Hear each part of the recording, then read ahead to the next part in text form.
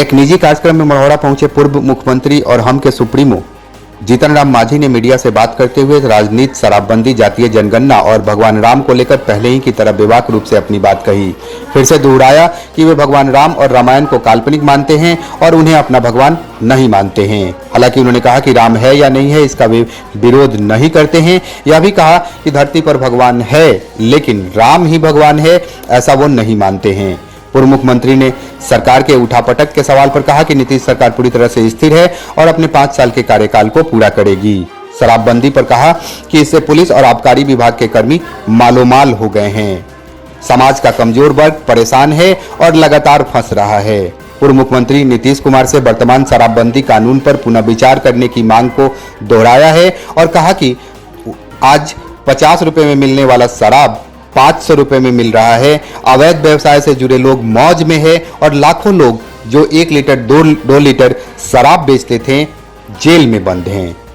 जातीय जनगणना को लेकर कहा कि उनकी पार्टी इसकी मांग करती है। बिहार में जातीय जनगणना जरूरी है ताकि अलग अलग जाति वर्ग का राजनीतिक हिस्सेदारी बढ़ सके। भावलपुर से अगले कार्यक्रम के लिए खैरा के डुमरी जाने से पूर्व जीतन राम मांझी मढ़ौरा स्थित अंबेडकर पार्क पहुंचे। यहां पूर्व मुख्यमंत्री ने बाबा साहब अंबेडकर की स्मारक पर माल्यार्पण किया और उन्हें अपना प्रणाम भेंट की। इस दौरान अंबेडकर विचार मंच के सदस्यों ने पूर्व मुख्यमंत्री को भारतीय संविधान भेंट कर उन्हें सम्मानित किया।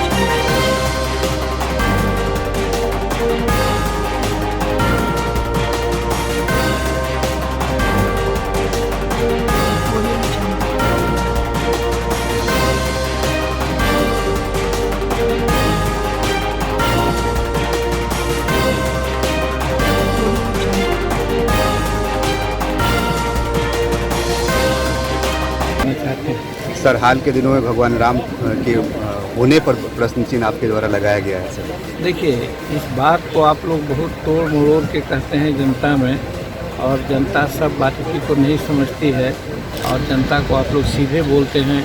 हम राम का विरोध कहाँ किया है? हम तो कहते हैं कि राम हैं कि नहीं हैं, आप उनको मानते हैं तो आपको हम मना तो नहीं कर रहे हैं, लेकिन हम अपने स्तर से कहते हैं कि हम राम को नहीं मानते। आप किसको मानते हैं सर? हम एकदम प्रकृति को मानते हैं। ईश्वरीय चीज़ है, ईश्वर की सत्ता है। और हम बचपन से ही हम तो शेड्यूल कास्ट परिवार में थे। हमारी माँ, हमारे पिताजी सब पुजारी थे। वो दीवार में बड़ा बड़ा टीका लगा के रखते थे, पूजा करते थे। हम सब टीका को मिटा दिया कल अंतर में 2-4 महीना में। तो वो हुआ, हम गांव घर में मंदिर में जाते थे तो पूजा में प्रणाम करने के लिए सब लोग मंदिर में जाते थे, लेकिन हमको बाहर कर दिया जाता था। तो हम समझे कि हम लोगों के लिए वो नहीं है। तो उसी दिन से दिमाग में बात आई कि भगवान और राम की बात है तो भगवान हैं, इसमें कोई शक नहीं, लेकिन राम भगवान हैं ऐसा मैं नहीं मानता हूँ। तो एक महाकाव्य है, तुलसी जी ने भी कहा है, और तुलसी के रामायण महाकाव्य है। तो महाकाव्य का जो पात्र है वो भगवान होगा, ये कहने की बात नहीं है। हाँ, महारामायण में बहुत अच्छी अच्छी बातें कही गई है, उसको अनुसरण करना चाहिए। और जब मध्य प्रदेश में रामायण पढ़ाने की बात आई है तो बिहार में भी रामायण कोर्स में दे तो अच्छी बात है, इसका हम स्वागत करते हैं। लेकिन राम को भगवान की बात जहाँ तक आती है, मैं नहीं मानता हूँ कि भगवान है। सर, शराबबंदी कानून को लेकर प्राय आपकी टिप्पणियाँ आती रहती रही, तो क्या होना चाहिए बिहार में? शराबबंदी बहुत अच्छी चीज़ है। हम बेबाकी से कहना चाहते हैं कि हमारे घर में शराब चुराई जाती थी, शराब बेचते थे हमारे माता पिता जी, लेकिन हम 7 वर्ष की उम्र से ही उनको ये बता करके कि बहुत ख़राब चीज़ है, इसको छोड़ दीजिए, छूटा। और आज हम 76 वर्ष पूरा करने जा रहे हैं, अपने छोर पर एक बूंद शराब नहीं रखा है।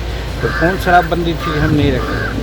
मेरा कहने का मतलब है कि शराब से जो कुरीतियाँ आती है उसके बारे में जनता को करना चाहिए, प्रेरित करना चाहिए इस चीज़ को हर तरह से ठीक करने के लिए कि जिसमें ज्ञानवर्धन हो, और ज्ञानवर्धन हो करके वो समझ जाए कि हाँ बुरी चीज़ है सर। लेकिन आज जो शराबबंदी की बात की गई है, हम गठबंधन में हैं, नीतीश जी को हम बहुत चाहते हैं, लेकिन उनका ये जो एक्शन हुआ है शराबबंदी पर तो अच्छी नीति है, उनका ठीक नीति होगी। लेकिन जो आज व्यवहार में है, व्यवहार में आज शराबबंदी के चलते गरीब लोग हाशिए पर आ गया है। आज लाखों गरीब है जो बिना मतलब के आज जेल में है। एक लीटर आधा वो उचित नहीं है, ये कहना उसकी विरोध ही है। वो शराब नहीं बनाता है, उसको बनवाने के लिए प्रेरित किया जाता है, थोड़े पैसे कल्लों में बच जाता है। तो जो बनाने के लिए प्रेरित करता है उसको चिन्हित करना चाहिए और उसको पकड़ना चाहिए और उस पर सारी कार्रवाई करनी चाहिए, तो कार्रवाई हो जाती है। इसका क्या आधार होगा? कोई आधार ऐसा नहीं है। सब लोग संतुष्ट हैं, सब लोग काम कर रहे हैं। छोटी मोटी बातें होती है तो आपस में बैठ मिल करके तय कर ली जाती है। इसलिए अगर कोई कहे कि कोई बीच में व्यवधान आने वाला है तो वो दूसरे लोगों को संतुष्ट करता है, उससे कार्य करता है। अगर भागने वाले हों तो उनको संतुष्ट करता है, अगर भागो नहीं 2 महीना में सरकार गिर जाएगी, 10 दिन में सरकार गिर जाएगी, ऐसे करके अपनी जनता को, अपने कार्यकर्ताओं को संतुष्ट करते हैं। स्थिति यही है कि गिरने का कोई सवाल नहीं है। सरकार पुख्ता से 5 साल चलेगी।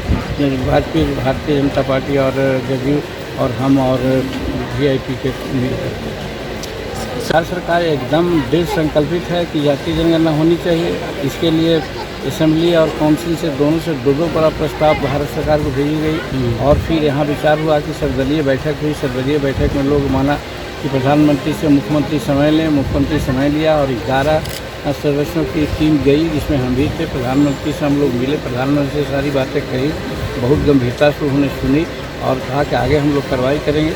इधर एक बात क्या आ गई है कि वो हल्फनामा दे करके कहा गया है सुप्रीम कोर्ट में कि शराबबंदी करना, ये जातीय जनगणना करना प्रैक्टिकल नहीं लगता है।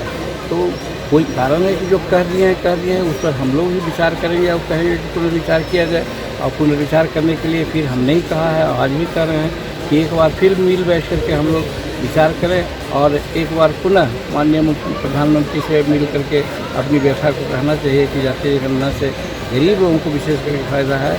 इसलिए कि संविधान का ही ये तत्व है और संविधान में ही कही गई है बात कि जिसकी जितनी जनसंख्या भारी मिलेगी उसको उतनी हिस्सेदारी।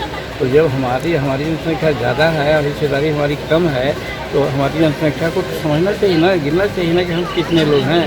तो इस लिहाजा से गरीब के लिए फ़ायदा की चीज़ है। और कुछ लोग ऐसे हैं जो ज़्यादा अधिकार प्राप्त किए हुए हैं, जनसंख्या उनकी कम है और वो चाहते हैं कि हम इसी तरह बने रहें, लाभ लेते रहें और नीचे वाले लोगों को इस तरह छोड़ दें। तो अब यहाँ की जनता इतना बुद्धू न रह गई है। 75 वर्ष आज़ादी की हो गई, सब लोग समझ रहे हैं कि कुछ लोग हैं जो सारा हक़ को ले रहे हैं और हम लोगों को हाशिए पर छोड़ दिए हैं, हम लोग किसी के मुहताज हो गए हैं। तो अब यहाँ की जनता, हिंदुस्तान की जनता, बिहार की जनता इतना मुक्त नहीं रही है। इसीलिए पुरजोर मांगे हो रही है कि जातीय जनगणना हो।